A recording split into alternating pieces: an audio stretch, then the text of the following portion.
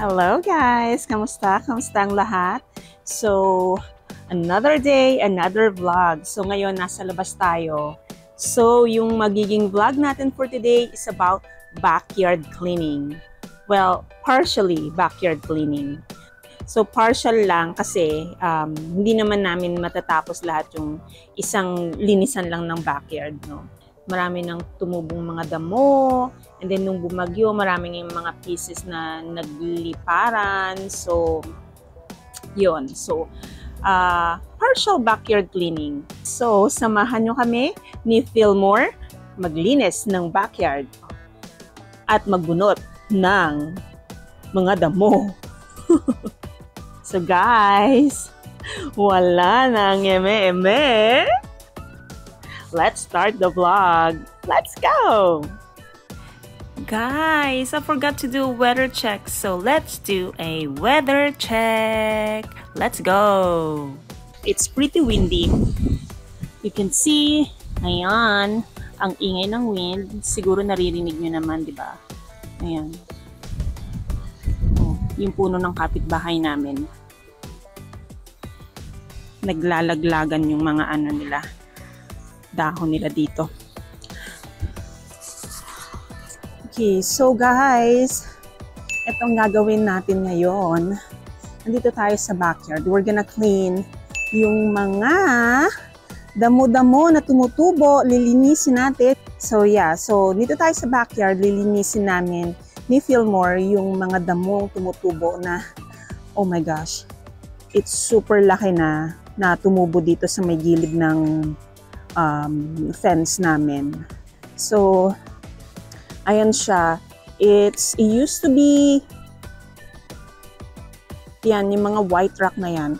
Pero nagtubuan na yung mga damo. Ayan, oh. So, bunutin namin yan, tatanggalin namin yung mga damo, and then i-redo namin. Oh, so, ayan, oh, ang dami. All the way dito. So, ayan, puro white na bato yan. Puro white na bato yan. Tingnan mo, tinubuan na ng mga ano, ng mga damo. So, lilinisin namin yan. Luna. And then, eto. Oh, this part nire-redo na namin. So, let's see. Okay, so, a couple weeks ago, we redid this. Kasi tinubuan din siya ng mga weeds. Yun tong mga gilid na to, yeah, yung mga gilid na yan. So, tinibuan siya ng weeds. Ang dami, all the way doon. So, ang ginawa namin ni Fillmore, inangat namin yung mga bato. Like, we took all this, inulit namin. So, pinatungan namin ng ito, tong weed na tela para sa weed yan. Pinatungan ulit namin yan, and then, inano namin ng sand, tapos etong bato, and then yung sa mga gilid, we put sa mga gilid nilagyan namin ng sika, yeah, yung parang glue siya. It's not really glue, it's self-leveling na gel, yeah. And then on top, before matuyo, nilagyan namin ito. So, this is like 2 weeks na siya. And we are hoping na wala kaming makitang mga tumutubo. No? So, tomorrow, darating yung rock na glue na in-order ko sa Amazon. So, after namin linisin yan, and then isusoli namin yung mga bato, and then tomorrow, we're gonna spray glue. Yung rock glue. So hopefully it'll help to stop grow yung mga weeds, no? So come and join us sa pag-pull ng mga weeds. Let's go! Pinapalan ni Fillmore yung ano. Hanggang ako naman pinakalaykay ko dito. Iniipon ko yung mga pebbles in one side, and then papalahin ni Fillmore. Inilalagay niya dito. Because we're gonna reuse it and clean it.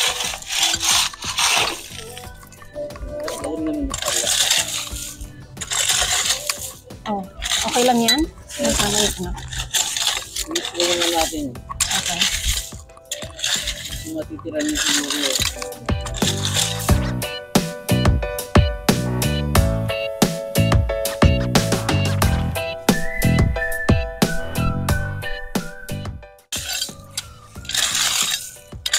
Ang hirap. Guys, ang hirap maging hardinero. So, sa mga hardinero dyan, ang hirap ng trabaho nyo, guys. Ang galing nyo. Proud ako sa inyo. Ang hirap ng trabaho nyo.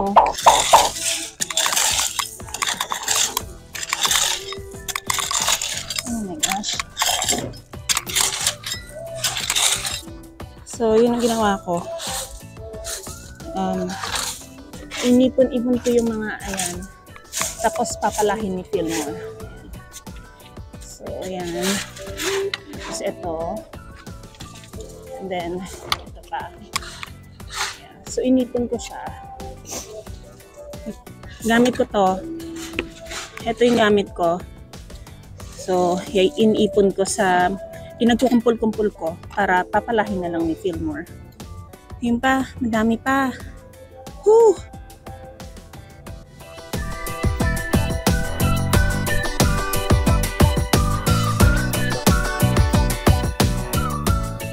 Alright guys, so here's an update. So guys, natanggal na namin yung lumang black cloth na nakalatag dito. So, pati yung ibang mga natitirang white pebbles. So, ito siya, sa mga gilid. Pero yung unang hinukay namin na mga pebbles is right here, sa bucket na to. And then the rest are over there. So, we're gonna try to clean itong mga pebbles na to, kahit na yung may mga lupa. We're gonna try to wash them and clean it. And then after that, we're gonna spray yung weed spray. And then lalatagan namin ng sand. And then black cloth. And then sand again. And then yung pebbles, yung clean pebbles. Susoli namin yung mga clean pebbles. So pagtapos namin malinis to. So that's an update. So it's really clean now. Ayan o. Wala nang mga weeds. Kasi binlower ko na yung before.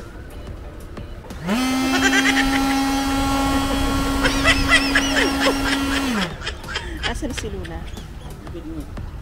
Luna!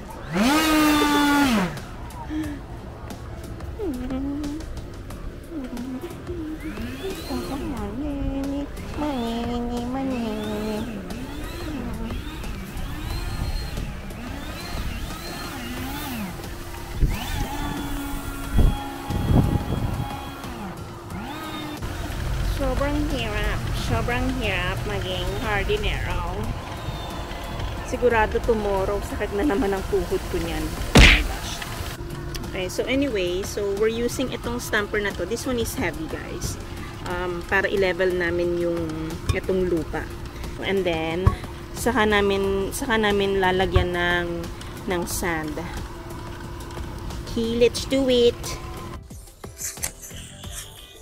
Okay guys, so here's the dealio.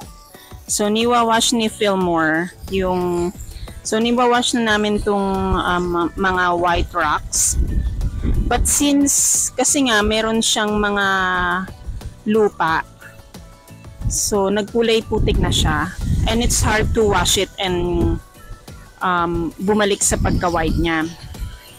So yan yung kulay niya ngayon, right? So, yung dating kulay niya is like this. We'll show you guys. Ganyan yung dating kulay niya. Ayan, super white. So, what we're gonna do is just wash it for now. And then, kung ano yung ilalagay namin sa ibabaw, we're gonna do a pressure washer na lang kapag ka naayos na namin before we put the glue tomorrow. So, we're gonna pressure washer para maging white siya. So, but for now, so tutubigan yung lupa na nandun para later on, pag natuyo, i-stamp ulit Mas madali naming malalaman kung kailangan pa ng lupa. Alam mo yun, kung lulubog ba yung lupa or not. Pag ini-stamp namin. Guys, this is a messy job. Sobrang matrabaho ang landscaping. Ang galing nyo, mga hardinero, mga landscaper. Ang galing nyo.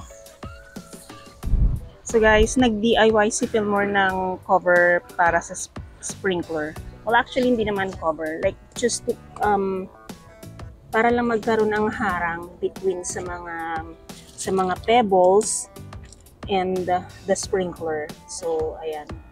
Instead na bibili pa kami ng alam mo yung mga rubber na ginagamit ng mga landscaper. So, merong rubber na pinapaikot sa mga diba? So, we didn't buy that. We just use itong, anong tawag dito? Yung paso. Meron kaming plastic na paso. So, binutasan ni Fillmore sa ilalim. Ayan. So, DIY guys. So, we're gonna start putting this, yung with fabric.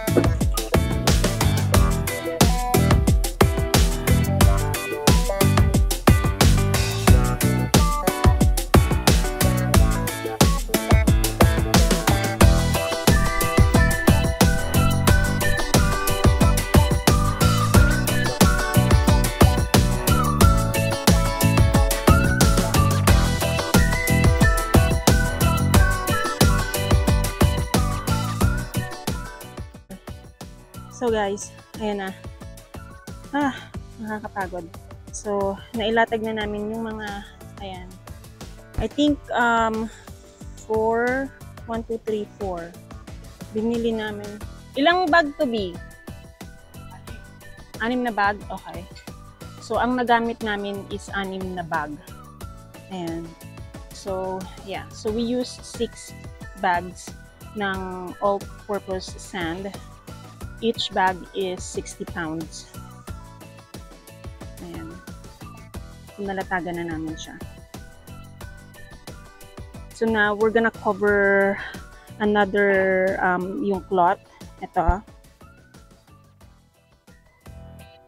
So, after nitong cloth na to, yung mga rack na.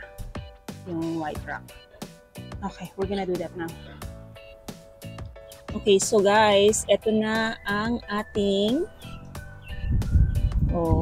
ayan na, natapos na namin ni Fillmore. Kasi nga sobrang hangin, nagliparan na yung mga ibang mga halaman sa kapitbahay. Ayan. Pero yan, malinis na. Diba? So, the way doon. Ganyan na lang siya. So, I need to cut this. Ika-cut na lang ito. And then, yung itong mga nagtutubuan, ito wala na kami magagawa kasi sa kapitbahay namin ito naglalabasan siya sa gilid. Ayan. Katulad nun, naglalabasan sa gilid. Wala na kami magagawa kasi, damo na ng kapitbahay. So, ini-sprayan na lang namin para maging dry. Ayan, But everything else is good. Diba? Ayan na ang final result ng aming pinaghirapan ni Fillmore. So, wala nang mga damo na nagtubuan dito. So, guys, dyan nagtatapos ang ating vlog. Ayan, nakita nyo, wala nang damo. Ang linis na. Diba? Thank you guys for watching this vlog and I hope you guys enjoy it and meron kayong natutunan kahit konti lang. Alam ko naman kahit konti lang may natututunan kayo sa vlog na to, no? So, i-end na natin ang vlog na to. Again, thank you guys for watching. I hope you guys enjoy this vlog. Again and again and again. Salamat, salamat. Thank you guys for watching and I'll see you guys next week. Bye!